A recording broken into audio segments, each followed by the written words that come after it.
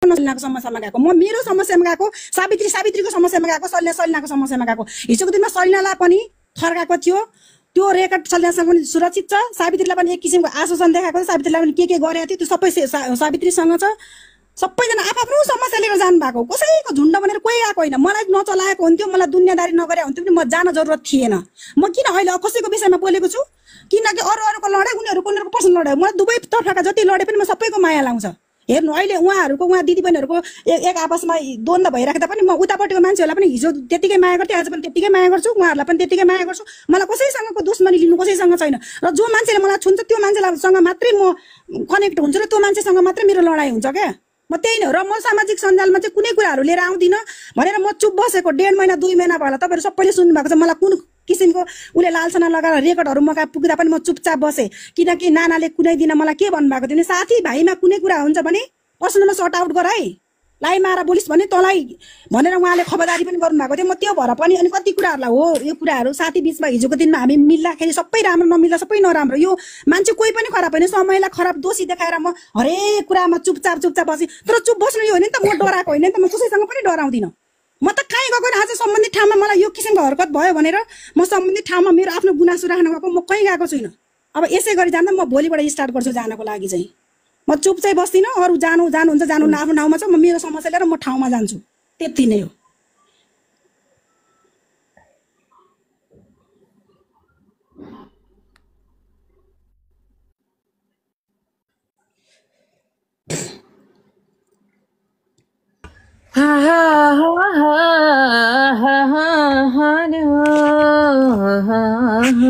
त्यही हो मेरो चाहिँ चित्त दुखाइ त्यही थियो।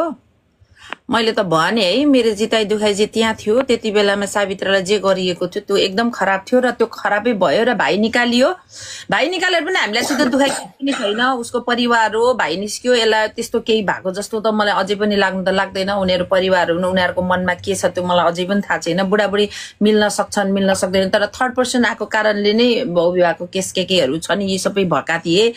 अब मलाई चाहिँ के हो यो होइन, मलाई चाहिँ अब यस पछाडि मलाई चित्त दुखाइ चाहिँ त्यति नै थियो। मलाई चाहिँ हामीलाई टाढो बनाइएको थियो, त्यो चाहिँ ठिक लागेको थिएन मलाई। मसँग त बोल्दैन थियो नि त सायद एक समयमा, हुन त मैले बोलेर गर्ने केही पनि होइन, तर के छ नानी भन्थे म होइन त्यतिको पनि। सावित्री तपाईँ म्युट नबस्नु, तपाईँ बोल्नु।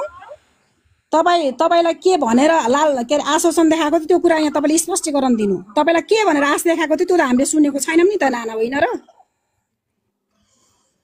खोइ अब उसलाई बोल्ने मन छ भने बोल्नु, बोल्ने मन छैन भने नबोल्नु, त्यो पनि तिम्रो इच्छाको कुरा हो, तिम्रो इच्छा हो सावित्रा। कसैको तिमीलाई फोर्सले चाहिँ हुँदैन त्यसरी। उसले चाहिँ हुँदैन त्यसरी चाहिँ। देविका कुमार भन्ने आइडिया आएको रहेछ, फेक एकाउन्ट भन्दैछ। काममा छ अरे हो, काममा छ अरे, को छ अब त्यहाँनिर खै होइन नि, उसको बिचरा ऊ हो नि, अब होटल छ, होटलमा भर्खर काम सकेर गएको होला। यो खेती कहिले नसकिने भयो। खेती होइन क्या नाना, यहाँ बोल्दा पनि सुख छैन, नबोल्दा पनि सुख छैन। बोल्दा बोली भन्छन्, बढी बोली भन्छन्, बोलेन भनेदेखि बोल्न सकिने डराइ भन्छन् होइन। न कसैसँग कुनै रिसिभिक छ यार, न कसैलाई पाल्दिन परेछ, न खानदिन परेछ, न कसैले मेरो केही गरिदिएछ, न मैले कसैको केही गरिदिएको छु। यो विषयमा बोल्नु नै बेकार हो क्या, बेकारै हो क्या यो लफडामा तानिनु नै। तर नतान्दै हुन्थ्यो, आफ्नो जोसँग दुश्मन छ आफ्नो तरिकाले लडुन्। तर यहाँ यस्तो त्यहाँ त्यस्तो। अब त यहाँ त कस्तो भयो भने नाना, अब एउटा कुरा के भयो भने मेरो दुश्मनसँग हजुर बोल्दै गर्दा पनि म हजुरसँग रिसाउनु पनि, अनि हजुरको दुश्मनसँग म बोल्दै गर्दा म रिसाउनु पनि, यस्तो टाइपको पनि हुन पुगिसक्यो क्या यो टिकटकमा त हो नि। अब मलाई चाहिँ केही भन्नु छैन खास भन्ने भने चाहिँ, तर अलिकति त्यस्तै भएको छ। मलाई चाहिँ अलिक बहिनीले गरेको गलत चाहिँ गलत हो। हामी त अब सावित्राकै केसमा जोडिएको हो होइन, कोहीसँग पर्सनल दुश्मनी पनि छैन, कोहीसँग केही पनि छैन। तर अब बिचरा हामीले देख्दाखेरि चाहिँ एकदमै पीडित। हिजोको दिनमा पनि सावित्रीलाई नै देखेको होइन, उसलाई नै डोर्याउँदै लिएर आउँदा यहाँसम्म लिएर आउँदाखेरि बिचरा अब यति बेला होइन जे भए पनि एकतिर त हुन्थ्यो नि त, एकतिर त फैसला भइसक्यो यति बेला, अर्को पक्षबाट नै के अरे अर्को पक्षबाट न्याय पाए पनि साबिताले पाए पनि यसरी झुन्डेर बस्दैन थियो नि त। अनि त्यही कुरामा चाहिँ मलाई अलिकति चित्त नबुझेको, अब त अब हाँसेको पनि होइन, अब सबैजना आफ्नो समस्या लिएर गएको हो, कसैले झुन्ड बनाएर लिएर गएको पनि होइन। अब सरको नाम लिएर होइन धाक धम्की लगाएको भएर चाहिँ हामीलाई पनि अलिकति सहन असह्य भएको भएर चाहिँ हामी त्यहाँनिर आफ्नो समस्या लिएर गएको हो, अरू त खासै त्यस्तो केही पनि होइन। त्यही पनि एउटा सल्लाह गरौँ, एउटा सरकारी कर्मचारीले आफ्नो काम गरिरहेको होइन, आफ्नो काम गरिरहेको इलाकाको हाकिमहरूलाई चाहिँ उनीहरूले आफ्नो पर्सनल पकेटको उयो त मिल्दैन नि त। अनि त्यो पनि त के अरे उहाँहरूको सरहरूले त कुनै कुरामा सपोर्ट गर्नुभएको त होइन रहेछ नि त। यहाँनिर त एक किसिमको भ्रम फैलाइएको छ नि त। यहाँ त एक किसिमको यहाँनिर हाम्रो सरले हाम्रो हाकिमले यता यस्तो गरिदिनु भयो, यता यस्तो गरिदिनुहुन्छ, उता मेरो मान्छे चिनेको छ, पावर पैसाको त खुबै फुर्ती फुटाइन्थ्यो त। वास्तवमा त केही पनि हुनुहुन्छ, बिचरा सरहरू त अनभिज्ञ हुनुहुँदो रहेछ, उहाँहरूलाई केही पनि थाहा रहन्छ। यो त जति कुराहरू यो रेकर्डहरू देखाउँदा, यो लाइभहरू देखाउँदा उहाँहरू त एकदम एक किसिमको एकदम कस्तो के चकित एकदम बेहोस टाइपको हुनुभयो नि त, होइन र सलिना? हो नि,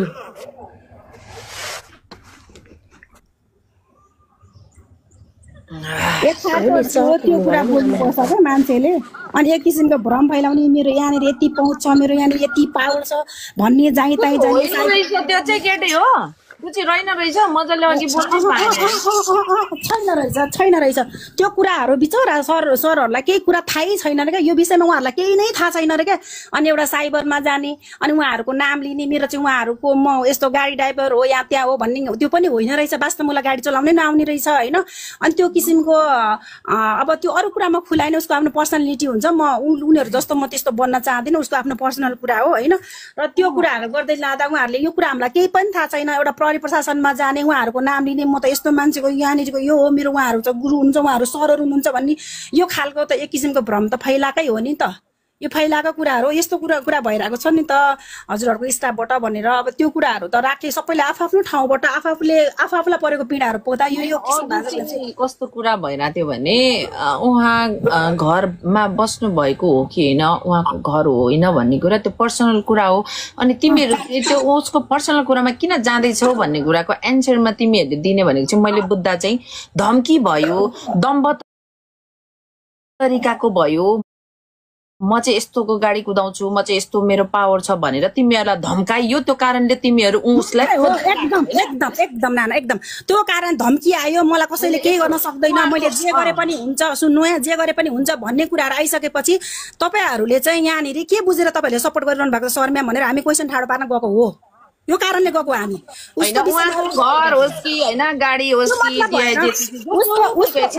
उसको बायोडाटामा म जाँदै जाँदिनँ जेसुकै होस्। म एउटा केटी मान्छे भएर म एउटा केटी मान्छेलाई त दुनियाँ भन्न पनि चाहदिनँ र